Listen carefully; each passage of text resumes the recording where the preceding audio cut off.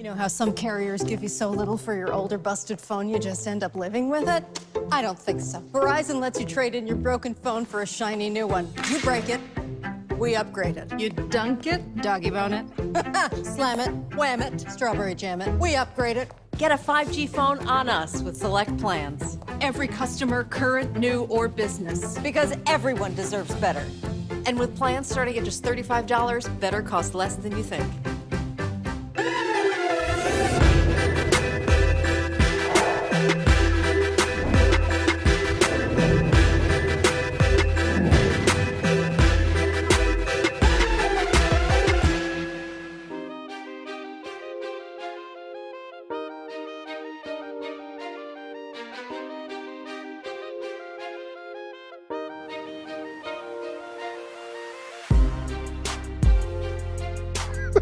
So before the interview started, we talking about I cannot stand ash. So Glynn goes, he said, I knew something told me. I'm telling you, if I looked over and I saw some ashy knuckles, I'd been like, hold up. Get that bottle out of my bag right now. My wife won't let, she knew I was coming on the interview. Next thing I know, there was a travel bottle of Nivea. Hey, dog. Sitting right on the dresser. Okay, I got the message. Bruh. Yeah, I am. Okay, is this good? Can I go? You good. Can I go now? Yeah, go ahead. Can you write? We call them ash check. It's an ash. Not ass check. Not an ass check. An ash check. Okay. That's right. Checked. You can't. I'm look. checked. My nieces, my wife. Right. I don't even care what y'all wearing. I'm gonna look at them elbows, ankles, and hands. That's it. That's right. That's it. Oh, Doc, how you doing? I'm good, baby. I'm good. It's good to see you. Yes, sir. Yes, sir. You're looking good as always. You know, I'm just, y'all don't understand. Now you looking clean. This is how he comes to the golf course. He's dressed like this on the golf course. You know what they say? Look, you can play well or look well. I prefer to play well and look well.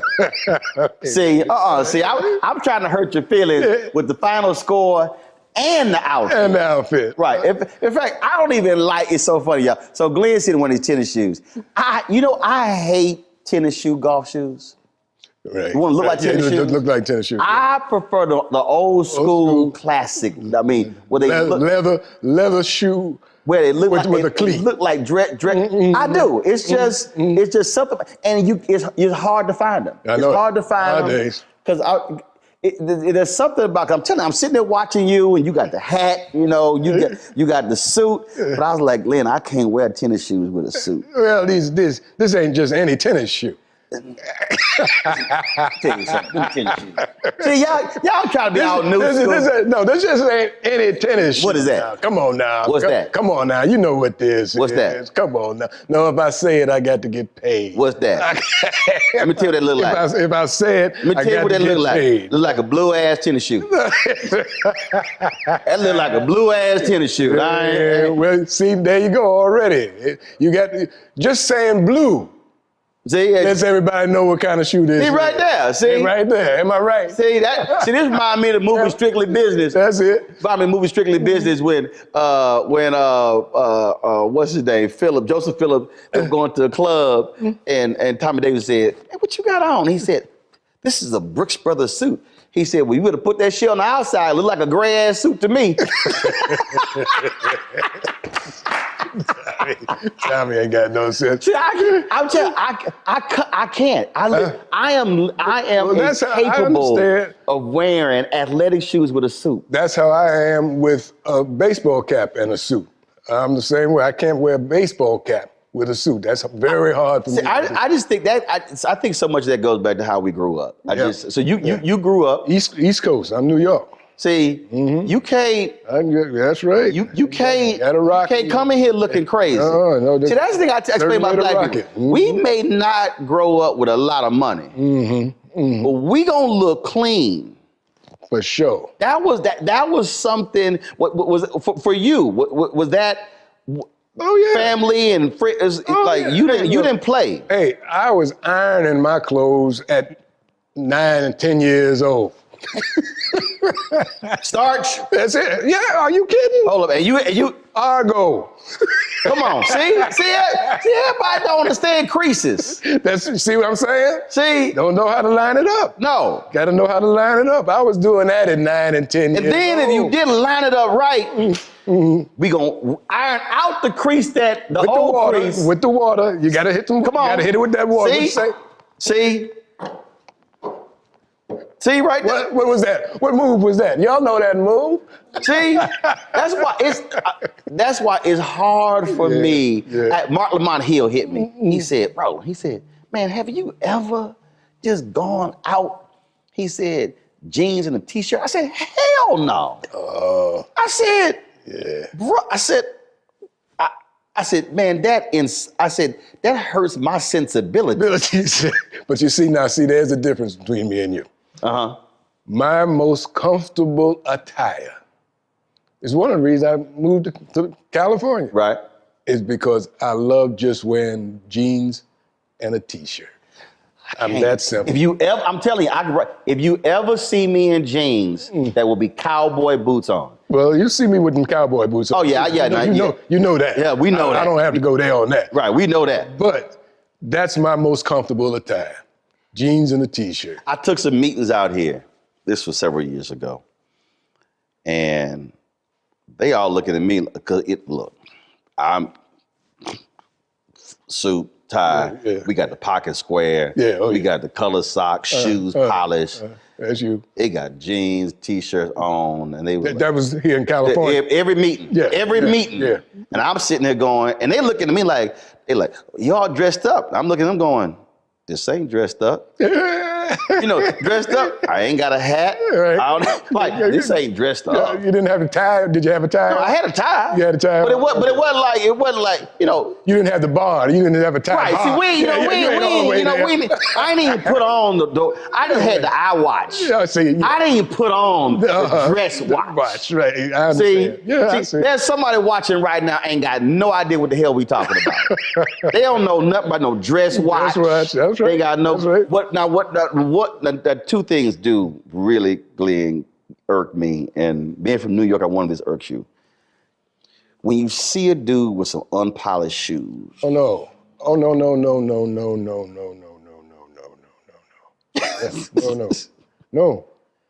No, I don't care if you got on jeans.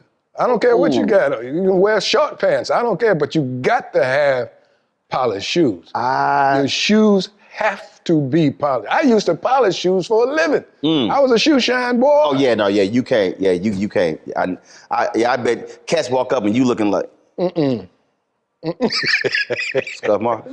Right. That's right. Like what? You didn't see them scuff marks when you put them shoes on? What? I'm telling you, the other one for me is What's that? I cannot handle unhemmed ass pants and sleeves. I was in Chicago. I was in New York. We were walking down the street, and these young brothers came my way. Let me holler at y'all. Because see, I will give you leeway if you under 18, because you're still growing. Okay, so we all know, mom and dad are gonna buy you that extra large ass suit so you can grow into that suit. Right. I said, I get it. I said, let me holler at y'all. I said, man, how old are you? But he was 20. I said, bro, that's too much cloth at the bottom of you. I said, I need you either have a cuff or I said, you got to get them things hemmed. And then the sleeve, if that sleeve hit the middle of your palm, wrong. You need to be slapped. I can't. Sorry. I would tell people. Yeah. Okay, now I'm gonna try this on it. Okay. Have you ever been shopping and you saw a brother about to buy an absolute whack outfit, and did you prevent him from? Did you say, brother, let me holler at you? You ever did that one, Glenn? No. Are you serious? No. Are you sick? No, I have not. No, I have not. But you've seen somebody about to buy something that I wouldn't buy, and you out of sense of brotherly love did not intervene. No, it's just that, to each his own. I wouldn't do that. I can't do that, Glenn. You got to intervene. Glenn, I can't do that. I can't do that, Glenn. I can't. It's to each his own. Glenn, I can't. Maybe he sees something I don't see. As a black public service, I cannot do. I'm telling you. I was in the store and the woman was a clerk and this brother, and I was sitting, I'm trying to avoid my peripheral, and I was kind of like, shit don't go together. And I was like, and I'm trying to buy this tie, and I'm like, say, bro, let me I can't let you walk out the store with that. No, you just can't. Get your eyes. I said, I can't. I said, I can't. I said, look, she don't know what she's doing. I said, she just trying to get this safe. I said, I can't do this. But your best, she ain't looking out for your best. I said, I can't. I said, I can't have a bunch of women out there laughing at you when they see you walk into the church. I said, I can't. Can't do it. I said, bro, that don't go together. Yeah. I completely, I said, I need you to get rid of that. I need you to get rid of that. Oh, no. I said, this shirt, this tie, this jacket, pocket square. Bro, did he do it? Oh, hell yeah, he did. He did? Right. He was a brother. Uh-huh. We had Nordstrom's. White guy. I got a problem when women shop for men, which means that man ain't been trained right. And so we're in Nordstrom, and this dude probably, he was in his 30s or something. His mama. I'm like, your mama shopping for you? I'm trying to mind my business. See. And I overhear the conversation. And so, this is what you hear. I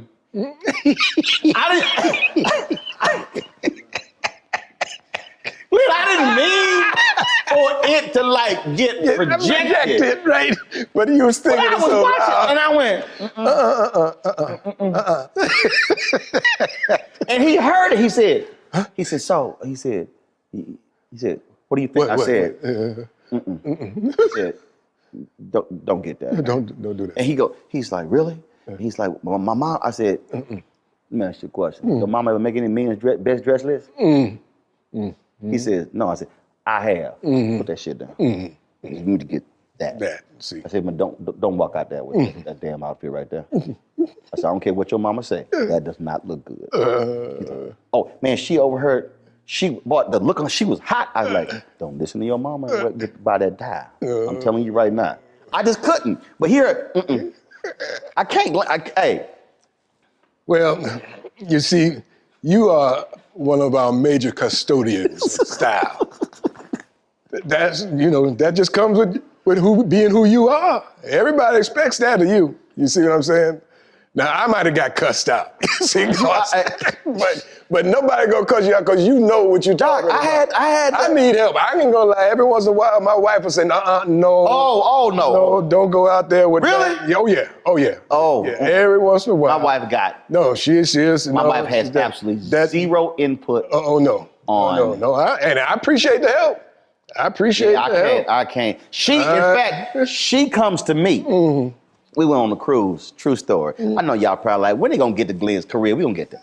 But he can't come here looking all clean and everything. Glenn, straight up, we shopping. So we go on a cruise. So we sitting in the store. Doc, now, this is me. Yeah. She trying clothes out. Right. Yeah. Do that. Yeah. So the sales clerk, she come over here with some stuff. I said, I'm sorry. Did I ask you to pick out anything? No. Your job is to take back what we don't get. I don't need your help with any clothing selection. I said, my daddy had me, my brother, and my sister go to the store and purchase clothes for my mama for Mother's Day and her birthday. I said, I was raised on patterns, colors. I said, on what looks good. I don't need your help. I need you to take that stack back. We keeping those outfits. Yeah, now that outfit look good. Go ahead. That one, yeah. Right. Wife ain't saying nothing. She's like, I'm like, baby, I don't need your help. I just need to go home. I take that stuff. That's it. Because they think we don't know what we doing. Because they run up on way too many men who walk in the store, like, you look good. Cause see, I had a black man who was like, son. Mm-hmm. He wouldn't let me walk. He wouldn't let me walk out the house when it was in style where you had penny loafers and no socks. He said, no, your ass ain't walk out the house with no socks on. No, you got to put socks on. So we put the socks on and we took them off. We got in the car. We went, but he was like, your ass ain't walk out the damn house with no socks on. Oh, and a belt. We literally had a sock check, a belt check. He looked over the whole lot. Yeah, we can go to church now. Oh yeah. See, so that's hey, that's in your DNA. That's how I was raised. And Glenn, one of the greatest moments ever in my life was taking my dad shopping for Father's Day. The role reversed. I picked everything out. We in the store. And so I was like, he's like, oh, the blazers good. I said, blazers look good. Okay, this combination shirt. So the sales dude, I said, I need you to go get that tie off that mannequin across. He said, that's not gonna match. I said, I did not ask your opinion. I said, go get that tie. So he brings it back. I put it with the shirt. I said, do you see how that color in the stripe in the jacket, it got pulled out? I see your ass didn't see that. I did. So so here's my daddy standing there watching me put the jacket, the shirt, the tie, the pocket square, and the cufflinks together. And he looking like a proud dad, like, that's exactly what I was doing. See? So he saw the fruits of his labor. That's beautiful, baby. It was too much fun. Well, that's what I said, baby. You the man. We in your wheelhouse. You know how some carriers give you so little for your older busted phone you just end up living with it? I don't think so. Verizon lets you trade in your broken phone for a shiny new one. You break it, we upgrade it. You dunk it, doggy bone it. Slam it, wham it, strawberry jam it. We upgrade it. Get a 5G phone on us with select plans. Every customer, current, new, or business. Because everyone deserves better. And with plans starting at just $35, better costs less than you think.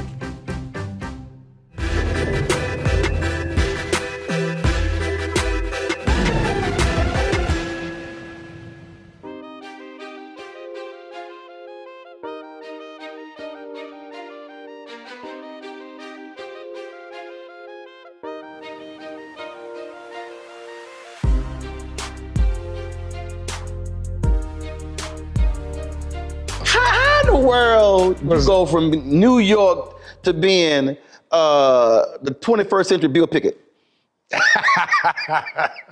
Really? You ain't like you grew up in Birmingham, somewhere in Georgia. No. I was talking to somebody, said, man, they said the cowboy. They said, all the Hollywood cowboys, Glenn. I said, Glenn has from New York City. Harlem, New York City. Harlem. Ain't no manure nowhere in Harlem. How that happen? Well, hey, baby, you know, the short answer is because I wanted to. You know, I wanted to be a cowboy, you know, ever since I was knee-high, you know. And I used to play hooky, go to the stables down there on 60-something Street in Central Park, right off of Central Park, and shovel manure. And the man would let me ride his horse. I clean up them stalls. And I just always wanted to know, hey, I'm gonna fast forward. You're a lucky man, you grew up with your father who instilled a lot of stuff in you. I didn't know my father coming up. Later, I got to know my father after I became a young man, 19, 20. And started learning about that side of the family, his side of the family. Come to find out, his father, my grandfather, who I never met, had horses and land, property. So that was in your DNA. It was in my DNA. He was a man from Georgia. The family, the land is still in the family. And it was in my DNA because, as you know, I've got the ranch and horses and all that, but I did all that before I knew that family tree line. So it all came kind of natural. What is it about, both of us love golf, we played together. Y'all gonna laugh, I had the music going. Glenn was like, we gotta turn that music down. Cause I can't have soft music. No. Yeah, well, no, well, yeah, see, but if there's a volume limit on the speaker. You got everybody out there like this, over the ball. Come on, but golf is rhythm. Come on now, Black. Come on, it's rhythm. But at some point, you got to focus on. You can't be listening to Luther. Oh, yes, you can. Because it's all about. First of all, it's also, you know. See, part of the problem. See, this right here is part of the problem with the golfers. They sit there, you know. Yeah. They're like, you know, they're all rigid and everything, and they want to dress. See, we got to. You know, see, it's a whole different... The whole thing. It is the whole thing. You're right. It's a whole... So even if you don't make the shot, you look good. I mean, it makes sense. You know how we roll. This how we approach the ball. So, you know, you got to have a little... You got to have a little something with that. See, so, you know, if Frankie Beverly Mays playing or the OJs, right. I mean, it's a little hard to do all that without the music playing. Yeah. No, you're right. You're right about it. So what is it about the outdoors? So when you are, so what is it about it when you're riding, when you're out there? How does that make you feel? Oh man, that's the greatest feeling. I was just up in the hills and the mountains yesterday. I just came down because I had this interview with you. If it wasn't for this interview with you, I'd still be in the hills. My son and I took a ride yesterday. Dad, I found a new trail. I want to show it to you. I said, saddle them up. Let's go. And we hit the high country and just had a great time yesterday. See, I have not ridden in years. I met a sister, Cedric Taylor's Golf Tournament. She owns a riding academy. Oh, yeah? And she would be talking, I said, I have not ridden in years. Well, come on, man. But you just come in, do the thing, and then cut out. You know, I'm trying to get you to spend some time, man. Spend some time. Let me grab you and take you on up to the ranch, man, put you on a horse. Okay, get you up into the mountains there where you can see. We'll do that. We'll absolutely do that next time because I'm back. No, we'll absolutely do that. See, I'll put on a day, I'll put on an extra day. Yeah, okay, but here's what you're gonna have to do though. You know you're gonna have to wear some jeans. But I told you that ain't a problem. Okay. Because I'm gonna have cowboy boots. All right, as long as you're up there, you ain't up there in that seersucker suit. Now, then again, I can wear some boots with a seersucker and still be clean riding that horse now. No. Can't take you nowhere. You don't know how to act. I mean, because that might have to be a picture on that horse now. So, it's gonna be the first time they say the first Negro in a seersucker pair of pants and some cowboy boots on top of a horse. I mean, if you want to rock it, it's you, baby. But I'll do it because I got about 15 pair of cowboy boots now. I'm native Texan now. All right, yeah, because you're from Houston, right? Born and raised. Yeah, all right. Born and raised. Yeah. Born and raised. All right. So how did you? So here you are. You're in Harlem, and then this love affair with horses. Where acting come from? Where did this? What happened? Acting came to me through a relationship my mother had with a wonderful, talented woman by the name of Lorraine Hansberry. Your mother knew her? Yes. Lorraine Hansberry wrote A Raisin in the Sun. Mm-hmm. And we had moved from Harlem to Greenwich Village in the 50s. And that's where she met Lorraine Hansberry and James Baldwin and Miles Davis and all. What'd your mother do? My mother, she was a postal worker. You know, she worked in the post office. She was so she wasn't in the art. She wasn't in any of that. She wasn't. But I think she always liked that world. I think if she could have realized some of her dreams, instead of having to feed me, that she might have dabbled in that. But she didn't. So she crossed paths with these. And she crossed paths with these people because the village at that time, Greenwich Village at that time, was a icon for very intellectual and very artistic people, and so her friends were of that ilk, and so that's where I got to know all of these people. I mean, these people were in our small apartment. The apartment wasn't any. Wow.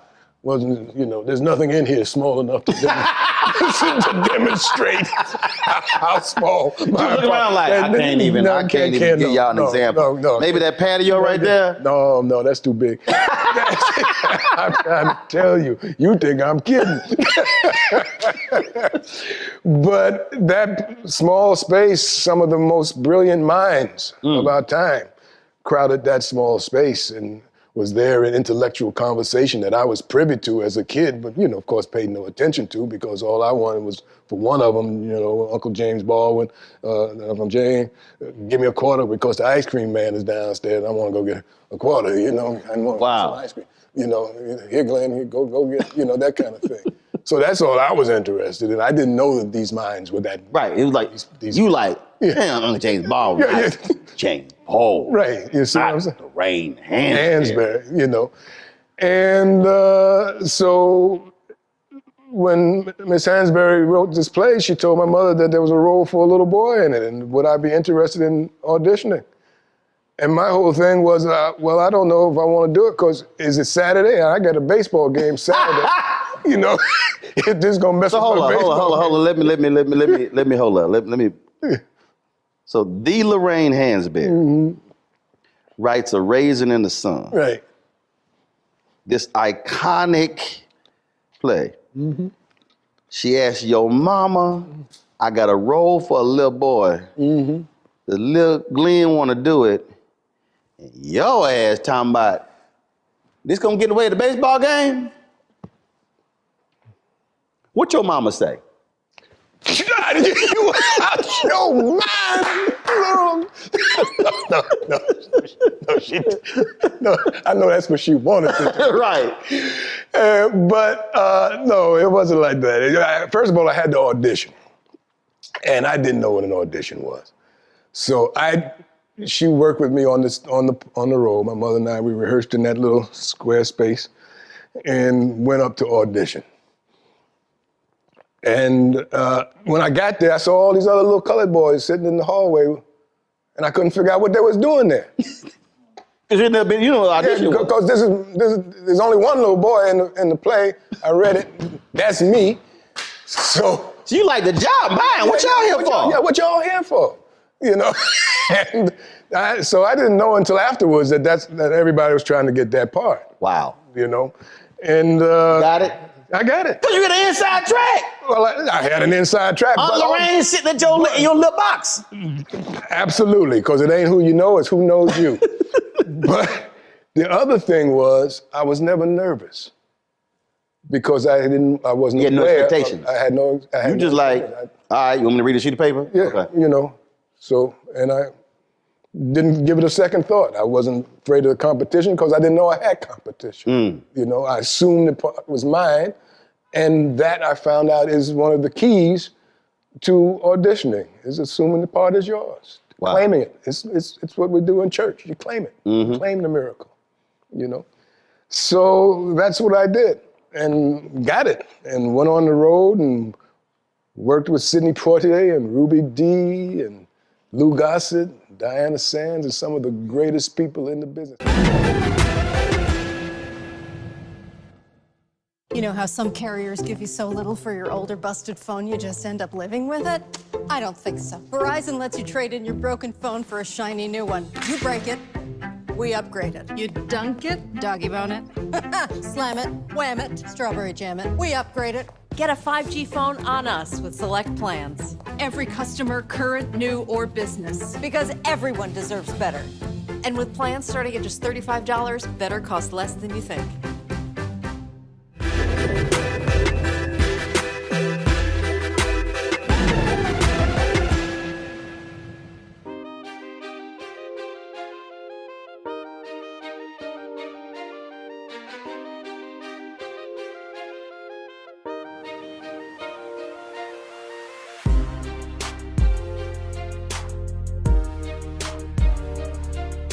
One of the great things about the business, people always talk about, you know, the fame and the glory and all that kind of stuff.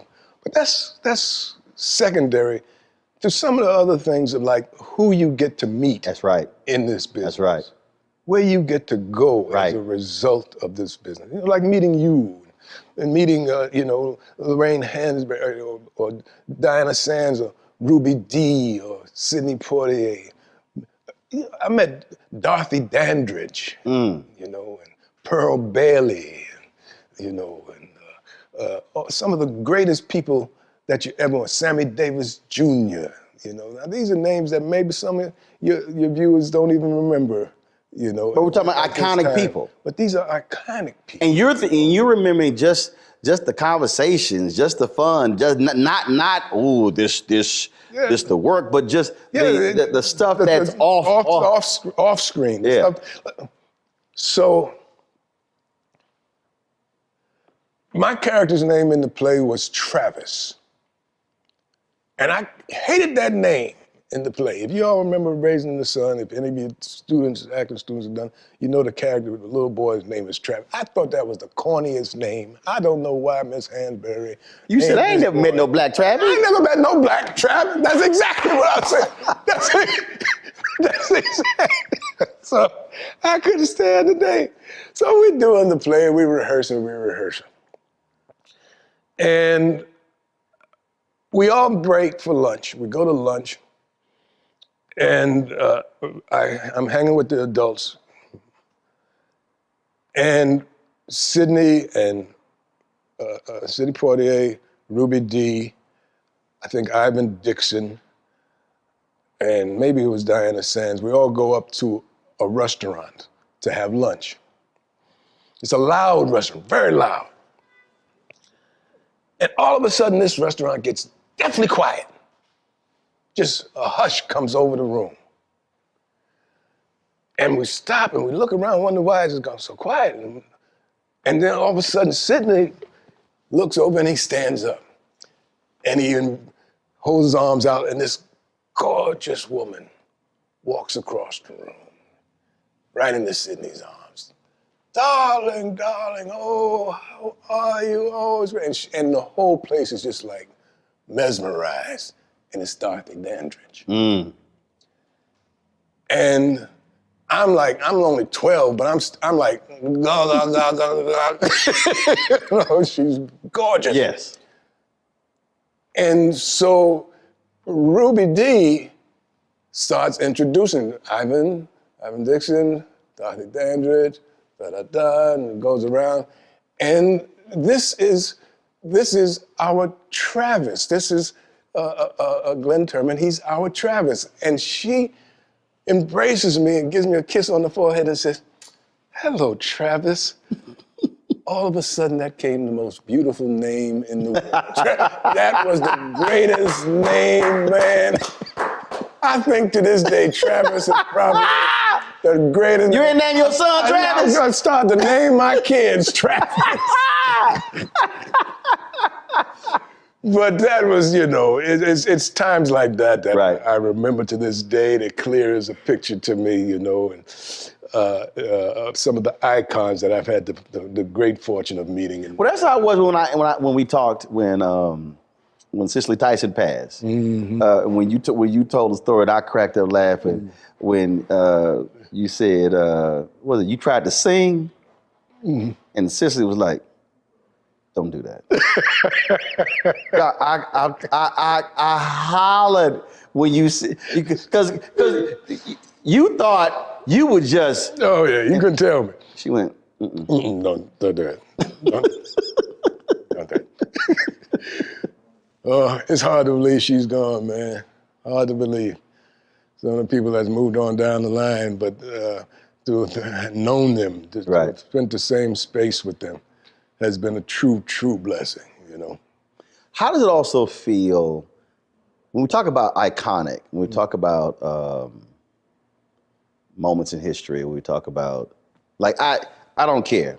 If you had to name 5 iconic cult black classics. Movies? Cooley High's there. Mm-hmm. But then you also are connected to, in another generation, a historic cult classic, A Different World. Different World, yeah. So talk about that Cooley High being young Glynn Turman. Mm-hmm. And then a whole different generation with A Different World. And then now with people being able to repeat shows and it going over, and they're seeing over and again. And so now you sort of have this multi-generational impact. Yeah. Yeah, it's kind of crazy. You know, the thing with Cooley High was, Cooley wasn't my first movie. I think my first movie that I had a featured role in was 5 on the Black Hand Side. Cooley High was a giant step in my career. Because, and this is how I knew. Now, I grew up, like I said, from Harlem, grew up in the West Village, but my mother had 2 sisters. And one of them stayed in Harlem, and the other moved to the projects, the Smith projects down in lower Manhattan. So I spent equal time pretty much in these households. And so part of my raising was in the projects as well. And I had been in a couple of TV things and so on and so forth over the years. So the kids in the neighborhood and the projects, they kind of knew that I'd kind of dabbled in showbiz. But when Cooley High came out, that weekend, there was a commotion in the hallway. Now, you know, the projects, you can hear everything, you know, everything echoes. And we heard all this commotion in the hall. And my aunt said, what is that noise? What are they rowdying? What's all that? Who's cutting up in the hallway? Went to open the door, and the entire floor was jam-packed. People all up and down the hall, all down the stairs and everything. Preach, preach, preach, we want your autograph. I said, what y'all talking about?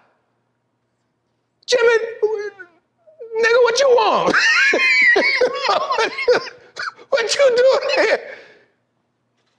All of a sudden, I had gone from this person they know, everybody knew me in the project, to this other person, to preach, you know, and to Cooley High. All of a sudden, the whole dynamic of my existence had changed as a result of that one film. What do you think it was? Because it told their story. Right.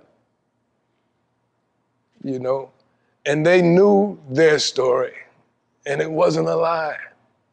And I was representing, and those of us in the movie was representing their story. And they were proud of the story that we were telling.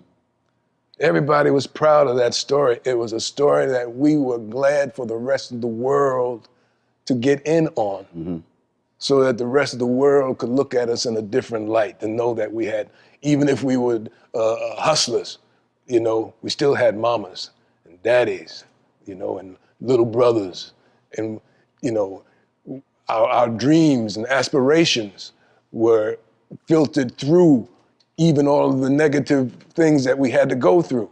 That's why the dream of Lawrence Hilton Jacobs' character, Cochise, was so important, because we all had in our neighborhood some Cochise that we couldn't wait for him to make it, you know. I'll never forget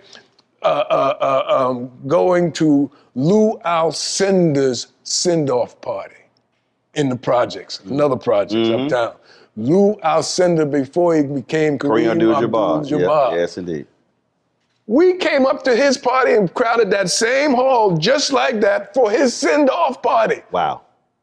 Because he was going away to UCLA to represent all of us in the projects. You know, so that was the biggest thing that was going on. And we didn't even live in those projects. He represented all projects. He represented all the projects in the city, you know. It was the same kind of thing, you know. Go for us, do, we're behind you, you know, represent, you know. And I think that that's what Cooley did, you know, what Cooley High did. And I think that that's why it was so iconic. You know how some carriers give you so little for your older busted phone you just end up living with it? I don't think so. Verizon lets you trade in your broken phone for a shiny new one. You break it, we upgrade it. You dunk it, doggy bone it. Slam it, wham it, strawberry jam it. We upgrade it. Get a 5G phone on us with select plans. Every customer, current, new, or business. Because everyone deserves better. And with plans starting at just $35, better costs less than you think.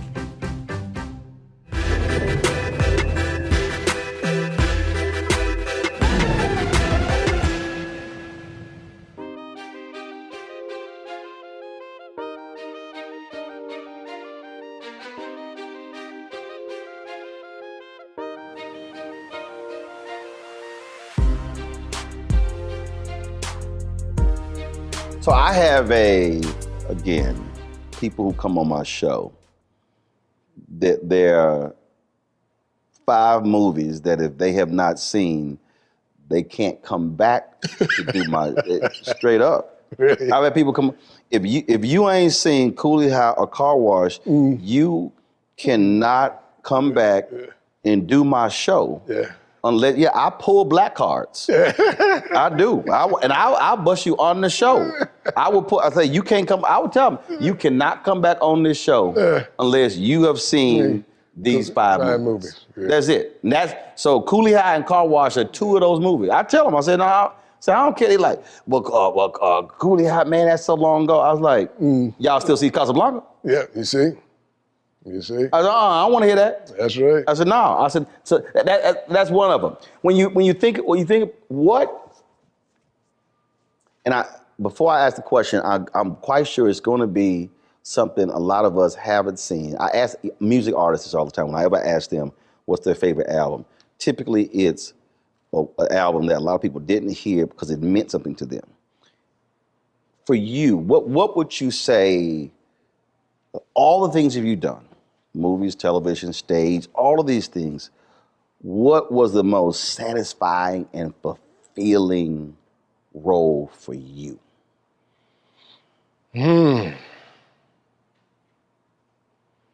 Well, I've been blessed to have been a part of some wonderful, wonderful projects, bro. We started out with Coolie, which was a satisfying, wonderful role. It had a combination of everything: comedy, adventure, tragedy. So I was able to play all those notes in that,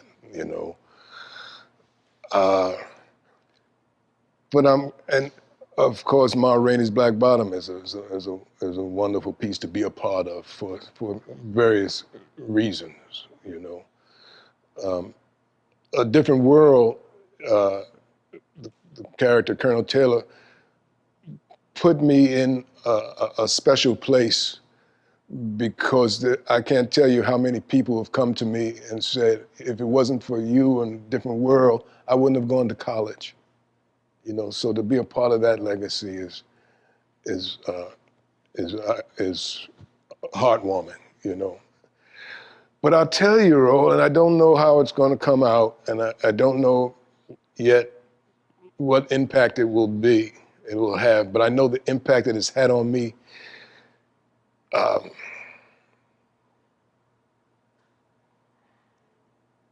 Playing a character named Mose Wright in a project that I just finished not too long ago. In a series called Women of the Movement.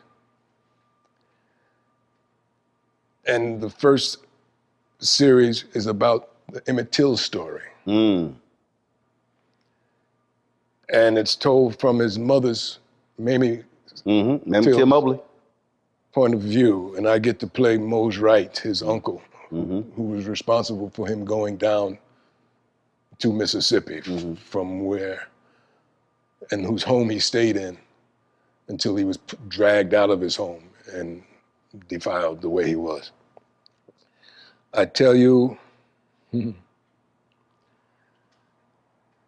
I don't remember of late or in some time a role that has impacted me the way playing and getting the opportunity and the honor to represent this man's story in telling this iconic story of our Black experience. We had 4 women directors that were just amazing, you know, and a script that is amazing, and I can't wait for your public to see this story. Please do not miss Women of the Movement. What would you say was the absolute most fun, just outlandishly fun? I think I know what it is. Wait. I'm gonna let you. I tell you what, I had a hell of a lot of fun doing. I mean, Cooley was, of course, fun. It always makes its way to the list of most things. But I did a movie with a dear friend of mine named Max Julian. Mm-hmm. And we did a movie called Thomasine and Bushrod. And I got to play a Jamaican or West Indian cowboy named Jomo. And Jomo was bad. You know, Jomo was a bad dude. And we had so much fun with Vanetta McGee, Max Julian, Jason Bernard. I just had a great time doing that film. I would say, again, outside looking in, your character on House of Lies is Don Cheadle's daddy. Oh. You acted a fool on that show. They did not let you play the old black man. You like, now look, you were a little frisky. I got a little frisky. got a little frisky on that. House of Lies with Don, you know, Don was just great, and we had so much fun together, you know, and I was honored when he asked that, you know, they asked who he wanted to be his father, and he chose me to play the role, you know. And we just had a great time, you know. Kristen Bell, she's a sweetheart, you know, and a wonderful, wonderful cast, you know. And I got to direct all of their webisodes. They did several webisodes for that show, for Showtime. And I got to direct those, so that's always, you know, a nice bonus thrown into the cake, because that's what I do as well, you know. What have you not done that you would want to do? I'm working on my Western. I haven't done my Western. I'm working on that. Really? Yeah. Now we got... we're getting close to it, too. So it's a Western. It's a Western. It's a good old-fashioned Western. Because we got, you know, sitting on the other side of that wall, Mr. Posse over there. So, but you said my Western. What's unique about your Western? My Western is steeped in things that they not necessarily do anymore. In other words, John Ford, great director.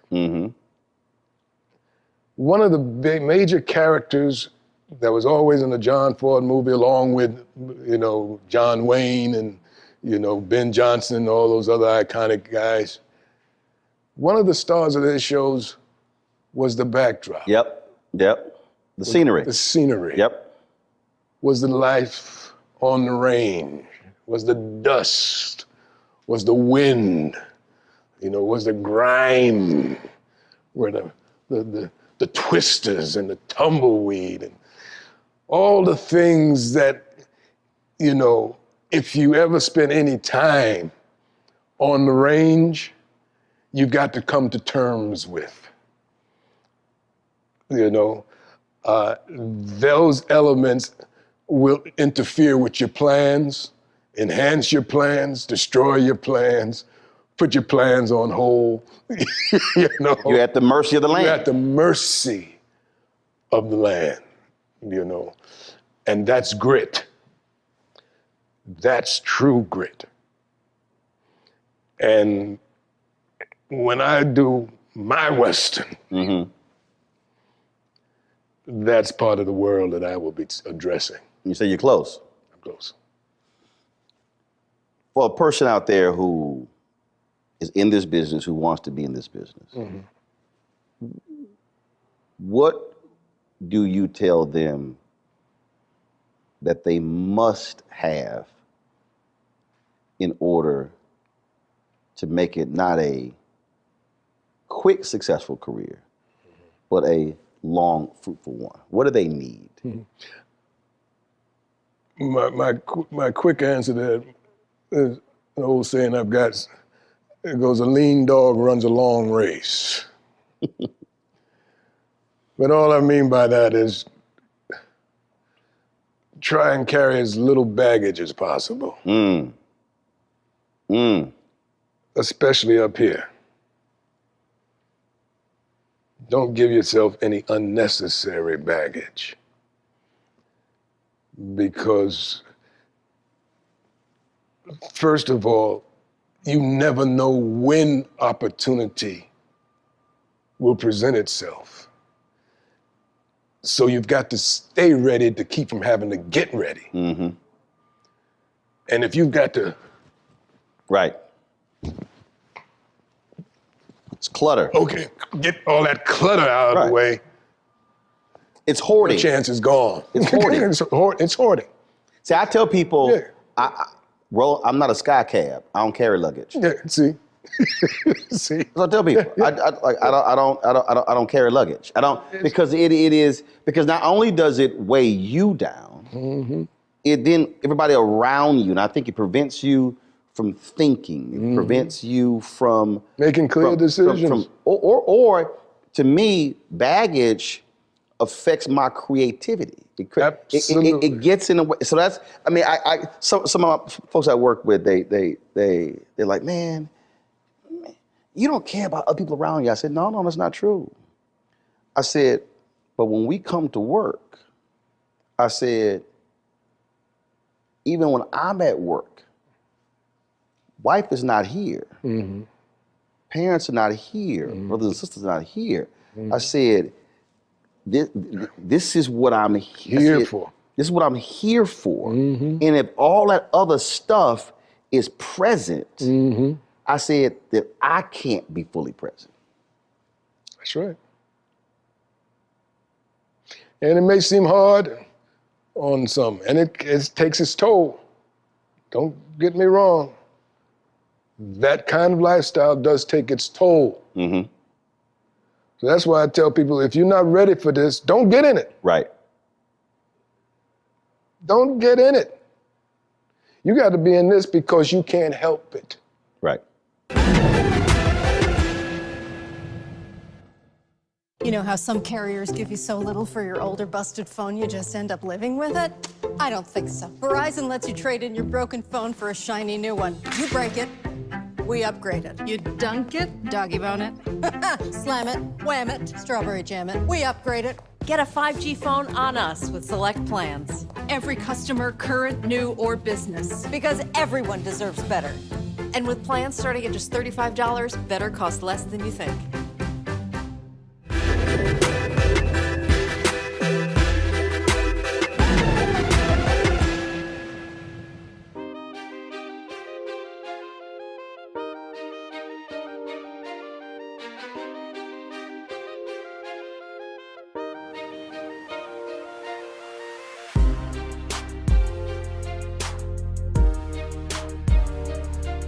Tashina Arnold said after Martin ended, she said it was another decade before she got another sitcom. She said, oh, I thought when Martin ended, I was going to go to the next one. She said it was a decade. Yeah.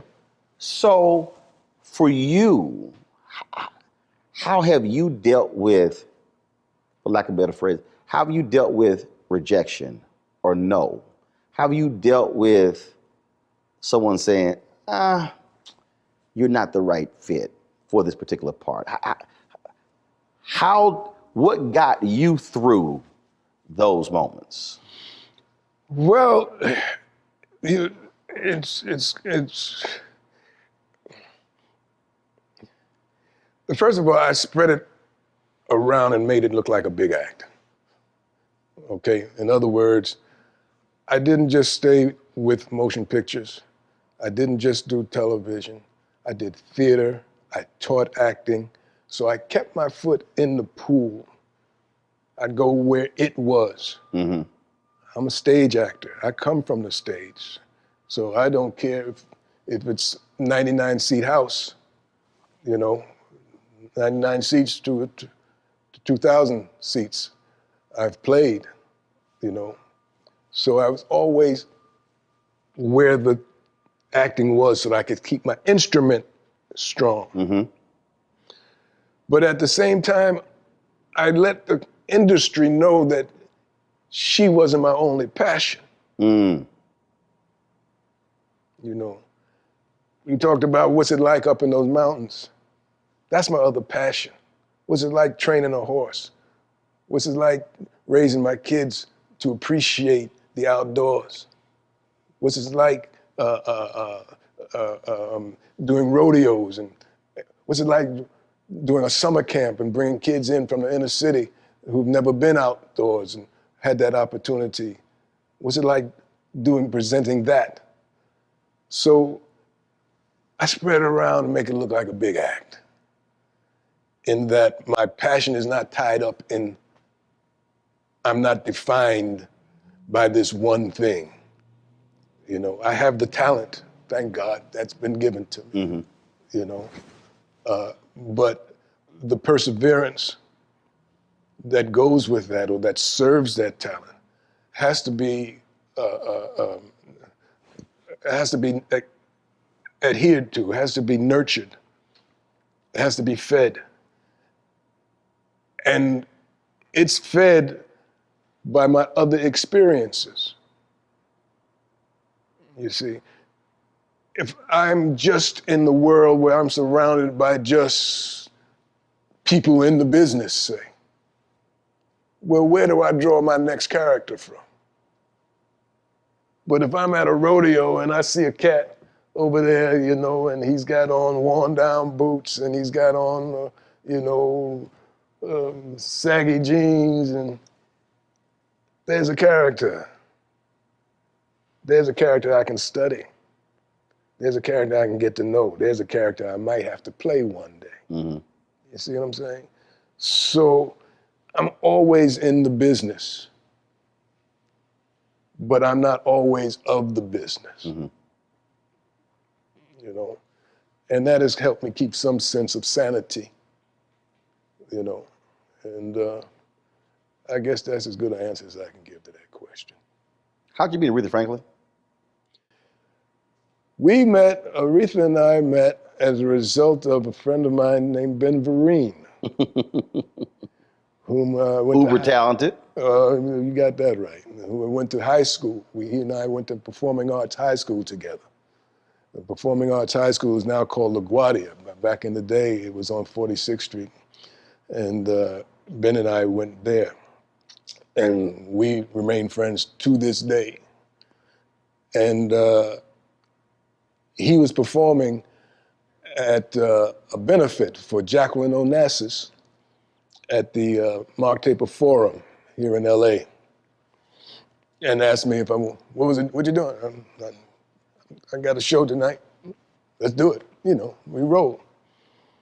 And while he was preparing in his dressing room, I stepped out and there was a young man standing near the stairway, and he recognized me. He said, "Oh, Glynn Turman." And he said, I said, "Yeah, how you doing?" He says, "Oh, my mother just loves you." Cooley had been out and so on and so forth. I said, "Oh, great." I said, "Who's your mother?" He said, "Aretha Franklin." I said, "Oh, whoa." I said, "Well, where is she?" She said, "She's up here. Come, let me introduce you."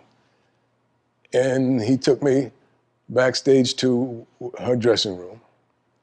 And she was standing in the mirror in front of, the lights go around the star mirrors, and dressed in white and getting ready to perform. And she was standing up and she saw my reflection in the mirror, and she gave a little, and I gave a little, The mutual admiration. Oh yeah, for sure. And we met and there at the theater that evening, and she expressed at that time that she wanted to. She had moved to California and she wanted to take lessons in acting. She wanted to do some acting. And I was, like I said, I teach. Right. I'd been teaching for 12 years, And so I said, well, I teach acting. And if you want, come down to my classes. I didn't think she was going to come to the class. And one evening, the class was very disruptive. They were all at the window. Hey, get back here. Come on, we got a class. What are you doing? A limousine just pulled up. A lady got out in a fur coat. I said, could this be? And sure enough, she walked into the class. And my first reaction was, you're late. And you told the queen she was late. She was. You wouldn't let her know I'm the teacher. I'm serious. And I think that's what she came to find out. Was I serious? And I was. And so we became serious. Serious enough when you got married. That's as serious as it gets. The queen was special. We had a relationship. She was a news junkie. Mm-hmm. Mm-hmm. And man, she would text me. Mm-hmm. First of all, and she also was a night owl. My God. Mm-hmm. I'm in the bed, and mind you, I'm on live at 7 a.m. Mm-hmm. My phone rings, it's 12:45.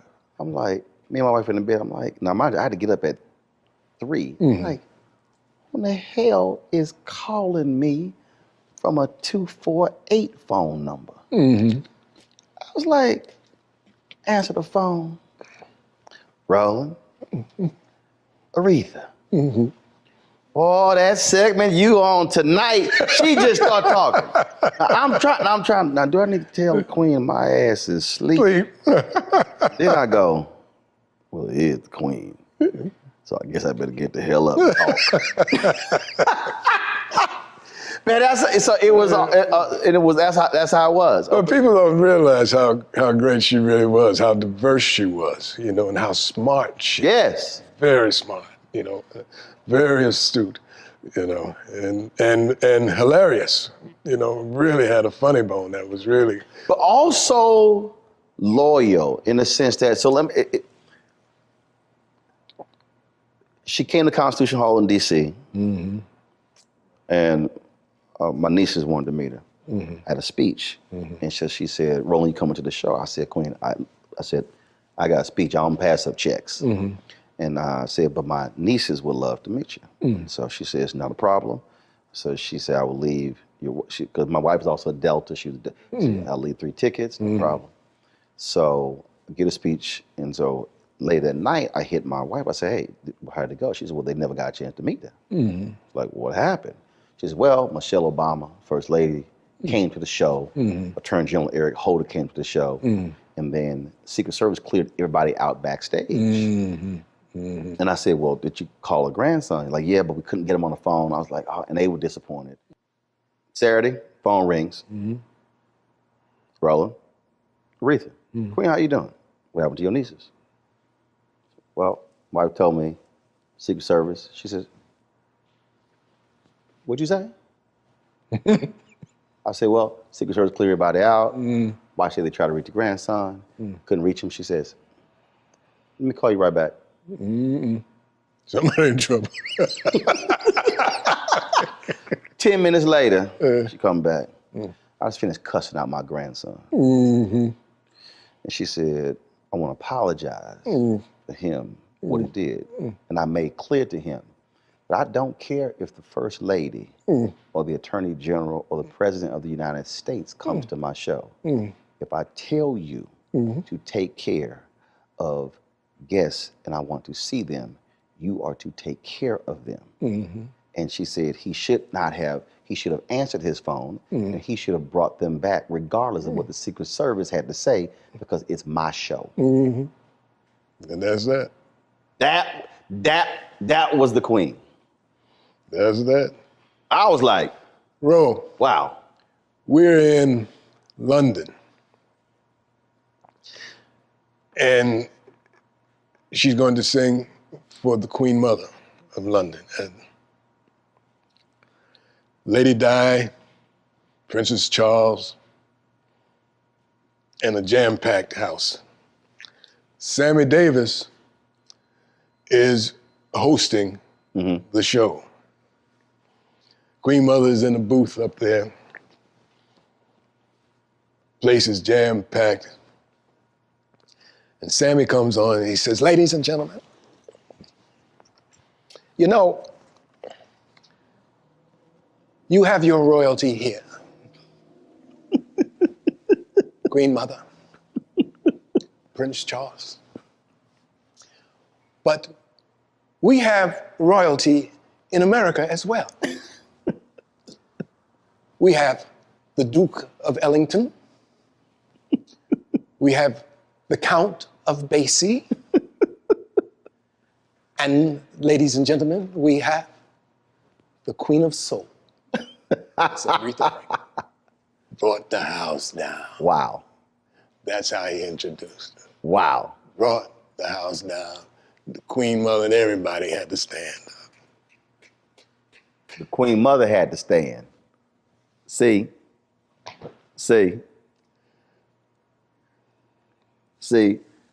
some folk on a whole different level. That's why when you were talking about Sidney Poitier,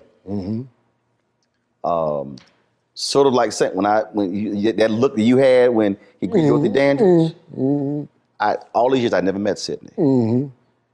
And then when they announced that he and Harry Belafonte were going to present at the Image Awards, I called Harry and I said, I got to meet. I've never met Sidney Poitier. And it bugged me that I never met Ossie Davis. I met Ruby Dee. Yeah. Got a chance to talk to her many times. Yeah. But not Ossie. Ossie was cool, good. So they come out stage to present. Everybody, the show's going live. I get up. I said, I'm going back. I'm not going to miss him. So I didn't care about presenting. I get up. I go backstage. So I'm waiting for them to come off. And he comes off. I walk up. Mr. B sees me. Roland. He introduced me to Sidney. And I said, Mr. Poitier, finally glad to meet you. No, we've met before. I'm like, no. I would remember meeting you. He said, no. You and I have met before. And I go, how? I know you through television. And I just crack up laughing. And they walking him out, and he stumbles. And I catch him. And so I put my hand, and so I walk him out to his car.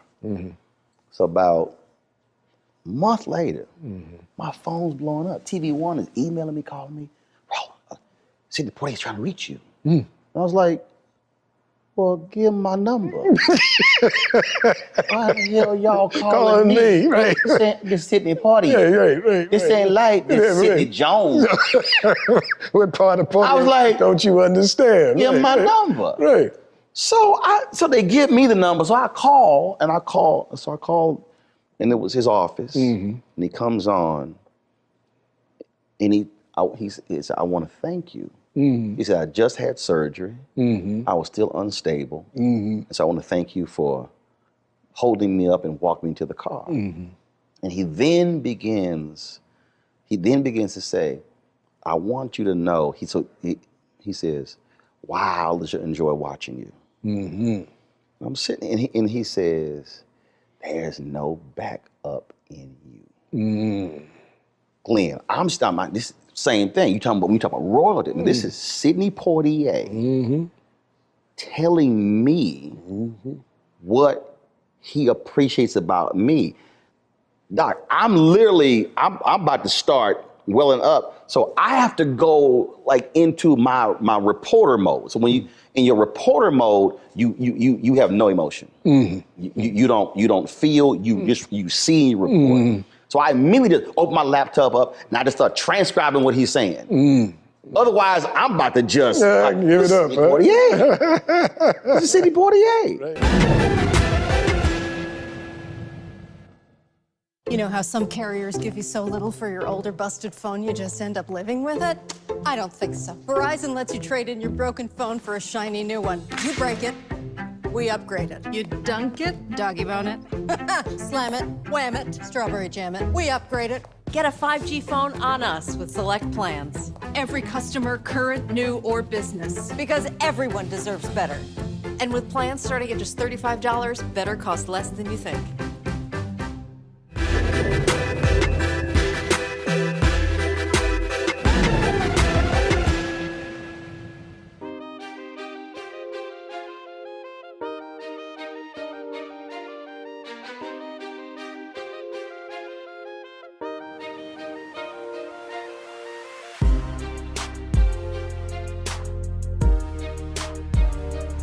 When you described going down that hallway in Cooley High, when you talked about people coming to you with college, talk about what Black love feels like when what I just described with Sydney, when it's happened to you, when people, and you don't know and you've never met and they embrace you and hug you. I don't think folk who aren't in our position really, there's nothing like that. Nothing like it. Love. Nothing like it. Nothing like it.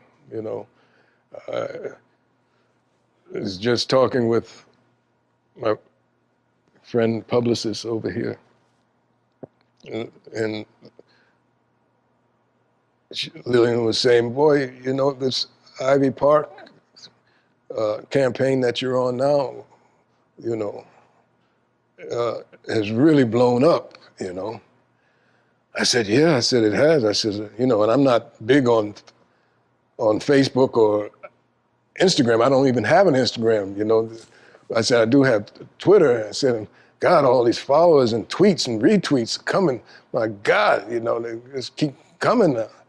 So she's saying, yeah, a whole new generation is being introduced to you through this campaign, you know. And it has been. And some of the things that are being said are so touching because they're saying, you know, we want to give you your flowers now. You know, you've been in this a long time, which I have, you know, and they're saying that I represented them well. And there's no amount of money that can buy that kind of gratitude, you know, that and the feeling that I have as a result of hearing that. So that coming, and you know, if it's coming from your people, that's right. That's like, or I feel like saying, look, Mom, on top of the world, you know. You know, it's special. For me, I've had the joy of having both of my parents here. And them getting to actually experience it. Yeah, you're a lucky man. And that's the thing, that is probably what I really appreciate. So look, I had parents who never went to college. 5 kids, never made collectively more than $50,000 in a year. And to be able to see it, experience it. See your son people do come his up thing. to them and say stuff. Right. That for me a lot of times is even more important than when. Absolutely. To me, that they get to feel that and experience. Absolutely. Well, my mother put me on this track. As I told you the story is how that happened, you know, and she didn't live to see the outcome, you know. But I know she sees it from where she is, you know. And I just can't. She's of course in my heart always, and I'm always mindful of that, you know. Last question for you. As you were just talking about that, Quentin Tarantino recently gave an interview where he said he will never do anything for his mother. Never what? Never do, because... Anything for his father? For his mother. For his mother. Because when he was young, she said he would amount to nothing through his writing. And he said he yelled at her, and he said it was painful to him that his mother would say that. And he said, I would never, I think he said he bought her a house, but I would never do anything more for her with that. You talked about your mother and what sitting with her and going over those lines for your audition and what she introduced you to. As a final point, there's a parent who's watching, and that parent has other intentions for their children, but they don't fully embrace what that child is passionate and wants to do. Talk about just the value of a parent, not saying what Quentin's mother said, but a parent saying, baby, if that's what you want to do, I'm going to help you get there. How important is that? Well, I've been on a couple of ends of this, being a parent myself, grandparent, and having been a son. Now, like I said to Mom, I got a baseball game on Saturdays. You know, if it gets in the way of the baseball game, I can't do it. She explained that it could interfere with the baseball game. And you loved baseball. And I loved baseball. Jackie Robinson, don't forget, I'm from the Jackie Robinson generation. Everybody wanted to be Jackie Robinson. She said, you know, there's that actor that you like too, there's Sidney Poitier fellow that you like in the movies. You know, he's going to be in it. You know, I said, well, you know, I don't know, Mom. I said, we got, you know, with the PAL. You remember the PAL? I don't know if you remember PAL. I'm familiar with it. Police Athletic League. And so that was important to me. So she never said, you know, you got to go do this, blah, blah, but she made it attractive. She said, well, if this happens, we might get to go on a train and travel some other places. Now, I also was very curious kid and wanted to travel. You know, that was a passion of mine as well. So she found a way to influence or point out what could be the beneficiary. Expanded your horizon of the opportunity. Exactly. And I also knew that we were in dire straits in terms of financially, you know, that things were not as stable as hopefully they could have been. And that there was this element attached. So for a parent to know how to present a situation, an opportunity to your child, you know, is very important as to how you approach that, you know. And the one thing you can't do, and I learned this, is you can't want something for someone more than they want it for themselves. That's right. They've got to want it. They've got to want it. You know, that can be a dire mistake, you know. So in presenting the things that the opportunities that I liked, you know, oh yeah, get to travel. And that was one of the high points of the whole thing for me, was going on the train, got to go to Chicago, got to go to New Hampshire, got to go to Philadelphia, you know, and that whole thing, and looking out the window and seeing the country go by and the whole thing. These are things that I still remember. You've certainly have had your dreams come true, and maybe a little bit more than that. So whether it's acting, whether it's being a cowboy, whether it's being a big-time golfer, I've enjoyed it. Glynn Turman, I appreciate it.